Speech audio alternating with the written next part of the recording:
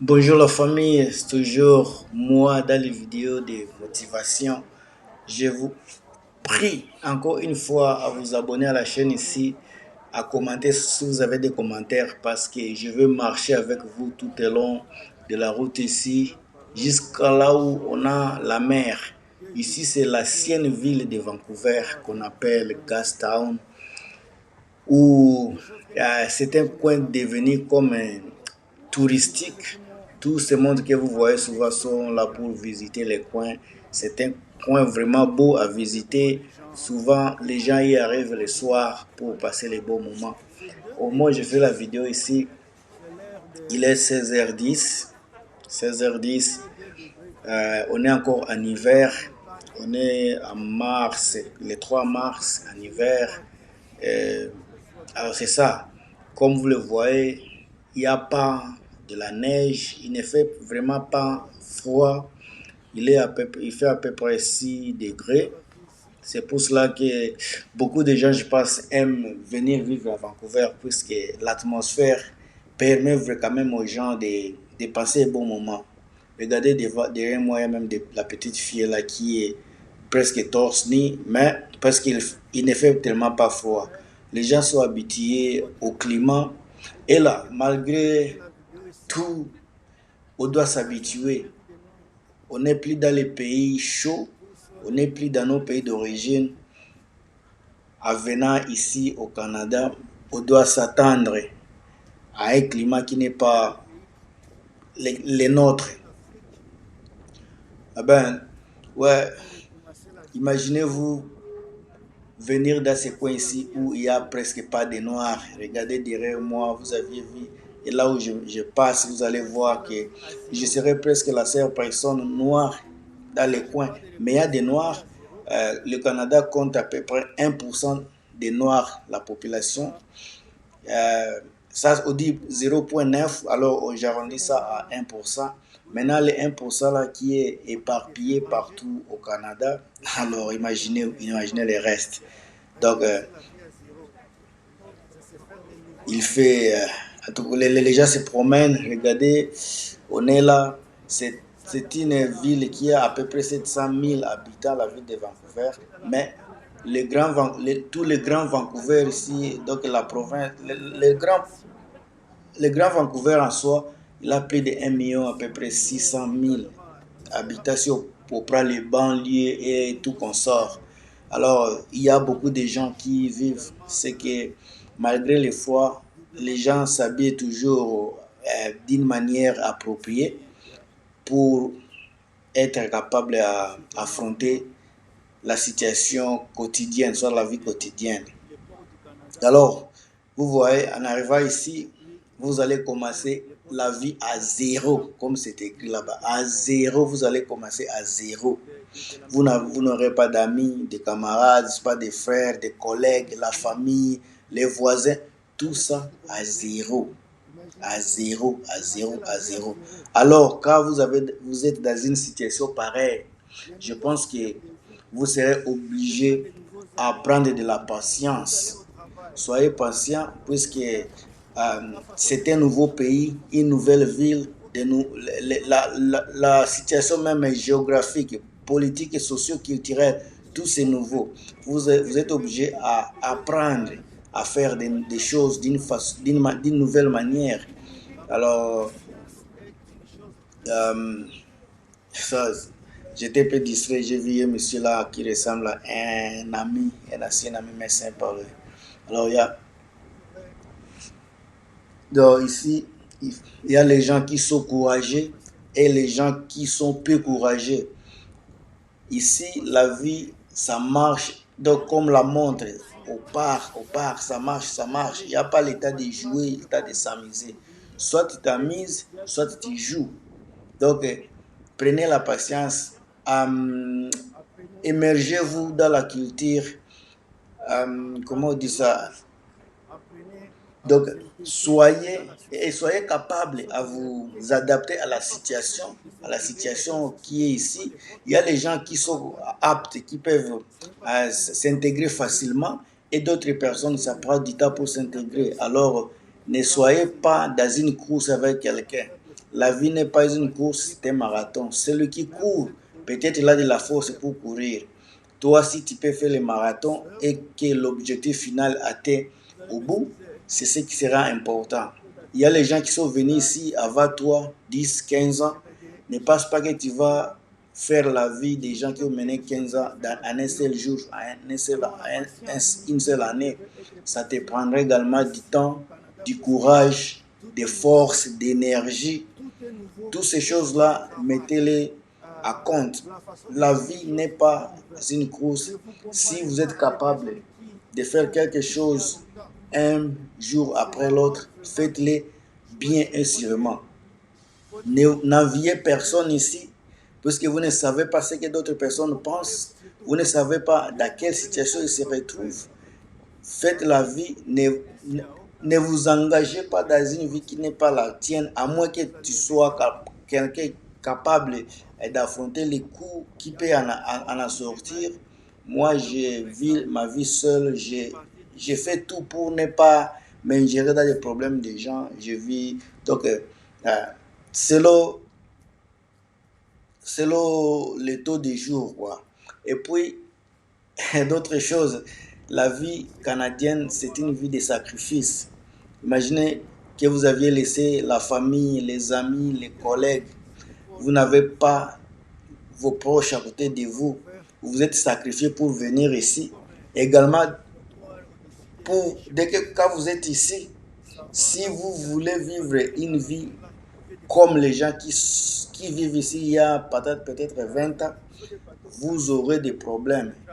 Pour vous en sortir financièrement rapide, je vous dis, il faut vivre sous la moyenne. Il faut vous sacrifier. Si vous gagnez 3000 dollars par mois, un exemple, soyez sûr que vous allez dépasser au moins 2500 mensuellement pour être capable d'épargner ne fût-ce que 500 dollars. Sinon, c'est difficile ici. C'est difficile. Beaucoup de gens qui s'en sortent aujourd'hui, ce sont les gens qui se sont sacrifiés financièrement.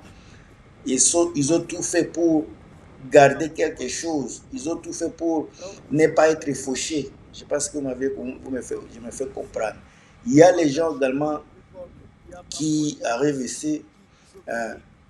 Souvent, ceux qui réussissent, ils viennent et ils ne veulent pas, comme ils sont par exemple célibataires, ils ne se mettent pas dans des grosses dépenses inutiles. Par exemple, louer une chambre qui peut te coûter peut-être 2000 dollars au centre-ville, soit sous-sol, dans les banlieues où ça va te coûter peut-être 1200, 1500 dollars. Il y a des gens qui préfèrent vivre à colocation. Par exemple, une colocation, tu vas payer mensuellement 700 dollars, 800 dollars. Si vous aviez un salaire de 3000 et que vous payez votre loyer à la colocation à 800 dollars, vous avez déjà 2200 que vous allez gérer pour la nourriture et les transports. Donc vous allez gagner soit épargner beaucoup d'argent en faisant cela. J'ai toujours répété ces mots ici, puisque je sais que beaucoup de gens, surtout dans mon pays d'origine, les gens ont tendance à vivre à gros. Une personne peut avoir 2 chambres, peut louer un appartement de 2 chambres parce que nous avons tendance d'avoir des espaces. Mais si vous vivrez comme ça, là, vous allez vivre dans des conditions qui ne vont pas vous permettre d'épargner. Vous pouvez louer l'appartement 2 chambres, oui, vous allez vous en sortir, mais vous risquez de ne pas avoir une épargne, soit l'argent qui pourra vous aider si quelque chose arrive. Ce sont des réalités auxquelles il faut vraiment penser, il faut vraiment réfléchir. L'autre point, il faut vraiment vous mettre à jour. Mais mise à jour est tellement importante, tellement capitale à ceux qui surtout veulent venir vivre ici, puisque tu ne peux pas seulement venir dans un pays nouveau tout en espérant faire ce que toi tu veux. Il y a des fois où la vie, les agents d'immigration qui sont basés en Afrique vont vous orienter sur quelque chose concernant les emplois qui sont ici. Mais en réalité, quand vous arrivez ici, la province où vous êtes parti, peut-être les emplois dont les agents de l'immigration vous parlent, ce ne sont pas les emplois qui sont à surchauffe dans les coins là. Vous risquez de tomber à panne dans les dans des stress inutiles si vous n'avez pas l'esprit de vous mettre à jour. Quand je parle de me mettre à jour, c'est avoir peut-être un autre plan B dans le cas où ça ne marchait pas. Soit vous êtes toujours dans le même métier, mais si vous êtes venu avec un système qui est purement africain, essayez de vous mettre à jour pour avoir les niveaux du système canadien, par exemple. Si vous étiez un infirmier, un médecin en Afrique, le système, vous savez bien que ça ne va pas marcher comme ici. La façon dont on soigne en Afrique et la façon dont on soigne ici en Europe, aux États-Unis, en Amérique, soit en Occident, c'est tellement différent. Il y a les équipements médicaux que nous n'avons pas, que les gens d'ici utilisent. Alors je vous appelle vraiment à tout faire pour vous mettre à jour. Si vous faudra retourner à l'école, peut-être pour 1 an, 2 ans, pour avoir le niveau canadien, faites-le. Au début, ça va être difficile puisque vous avez des factures à payer. Mais en faisant ce que je viens de vous dire, de vous mettre à jour, ça va vous aider vraiment, vraiment dans le futur. Rien n'est jamais trop tard. Les études sont pour tout le monde. Même si tu es déjà âgé, il y a toujours des cours que tu peux prendre qui pourra te permettre de gagner beaucoup plus d'argent que celui qui n'a aucune certification. Ça sont des petites réalités auxquelles je vous invite à faire. Je pense que je ne suis pas parfait, je ne connais pas beaucoup de tout ce que je suis en train de dire, mais les réalités que je vis au quotidien me permettent de vous signaler, de vous faire signe des réalités qui sont sur le terrain. Si vous êtes vieux ou jeune, ça ne dérange pas, mais la réalité est que trouver quelque chose qui va vous permettre de gagner beaucoup d'argent. C'est ça, c'est dans ce sens-là que je vais vraiment m'exprimer. Alors, il faut être aussi également les gens qui savent prendre les risques. C'est presque la même chose avec la mise à jour. Prendre des risques dans le sens où, si tu vois par exemple que l'argent que tu fais mensuellement ne te permet pas de gagner ta vie comme il faut, pourquoi ne pas changer, faire un plan B? Par exemple, si tu es quelqu'un qui peut faire des travaux de main, si par exemple tu étais dans un entrepôt ou bien manufacture, pourquoi ne pas aller dans un secteur, par exemple, de la construction où tu peux gagner un peu plus d'argent par rapport à celui qui est dans la manufacture? Pourquoi ne pas aller, par exemple, dans les secteurs pétroliers ou bien miniers qui pourra te donner beaucoup d'argent par rapport à celui qui est dans la manufacture?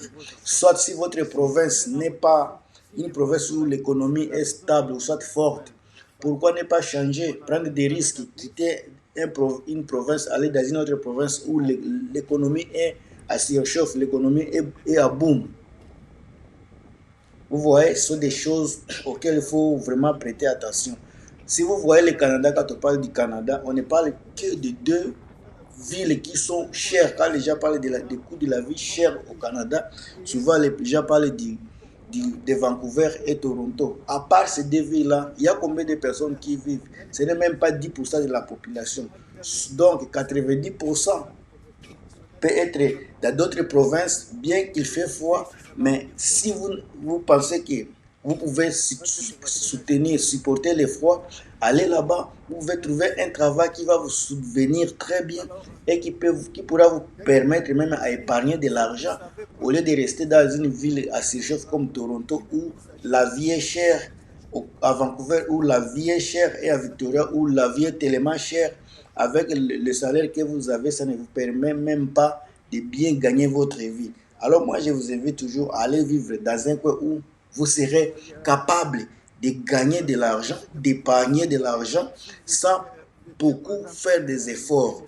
La vidéo ici, c'est une vidéo de motivation. Je sais qu'il y a toujours des personnes qui ne sont pas d'accord avec moi, surtout certains Canadiens de Québec. Ils m'envoient des messages de racisme parce que je suis en train de dire la réalité. Il y a des personnes qui veulent que je puisse vanter le Canada comme c'est un paradis, c'est un ciel. Mais moi, je vous dis quand même les choses réelles qui sont ici. Mais nous, Africains, si on suit les choses à la loupe, vraiment, on s'intègre bien dans la société, on va bien s'en sortir. Alors, prenez soin de vous. On est ensemble. À plus. Bye.